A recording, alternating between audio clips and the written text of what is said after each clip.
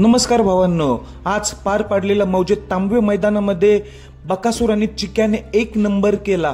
पण सेमीफायनलला बकासूरची गाडी 2 नंबरला होती, तर ती 1 नंबरला गाडी कोणती होती, कोणती बैल होती, कुठला होता साज, हे तुम्हाला मी या व्हिडिओ मार्फत सांगणार आहे. तर भावांनो, कसा झाला कमबॅक. बकासूरचा नेहमीच असतो कमबॅक असा करतो की डायरेक्ट 1 नंबरनेच.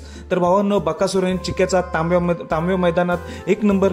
या आधी देखील बकासूरचा 1 नंबर झाला होता ना, तेव्हा देखील हाच पैरा होता कारुंडीचा चिक्या. आणि बकासूर 1 नंबर. आज देखील 1 नंबर केला. ही ती जोडी बकासूर आणि चिक्या. पण सेमीला थरार बघायला मिळाला. सेमी क्रमांक 3 मध्ये बकासूरची गाडी 3 नंबरला होती. अजूनपर्यंत कोणाला कळे नसं झाले ती कोणती जोडी होती 1 नंबरला, तर ते मी सांगतो.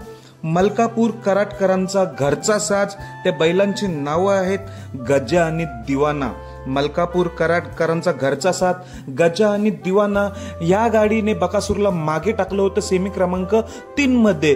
गाडी फॉल झाल्यामुळे त्या गाडीला बाद दिलं. पण भावांनो, तुम्हाला आठवण म्हणून सांगतो, हीच ती गाडी राजा आणि सम्राटची गाडी मारली होती मौजे कासेगाव 5 लाखाच्या मैदानामध्ये. या गजा आणि दिवानाने राजा आणि सम्राटची गाडी मारली होती. हीच ती गाडी आज आपल्याला बकासूरच्या सेमीमध्ये दिसली. 2 नंबरला बकासूरला टाकलं होतं, पण त्यांचं नशीब नव्हतं. गाडी फॉल झाली, पण चांगल्या रीतीने ही गाडी पळाली. मलकापूरकरांचा कराडकरांचा हा घरचा साज आहे गजा आणि दिवाना. त्यांचं पण कौतुक देखील केलं पाहिजे, कारण की एवढी टॉप जोडी असताना बकासूर चिक्या तरी देखील 1 नंबरला उतरली होती, पण गाडी फॉल झाली. ही ती जोडी राजा आणि सम्राटची गाडी मारली होती कासेगावला, म्हणून ही जोडी देखील खूप टॉपची आहे भावांनो. सेमी क्रमांक 3 मध्ये आपल्याला दिसली होती गजा आणि दिवानाची. पण भावांनो, झाला ना फायनली आपल्या बक्याचा 1 नंबर. तांबवेचा मैदान खऱ्या अर्थानं चिक्या आणि बकासूरनेच गाजवला, आणि ती जोडी देखील एक नजरेत आहे गजा आणि दिवाना. गजा आणि दिवानाचं देखील कौतुक, अभिनंदन.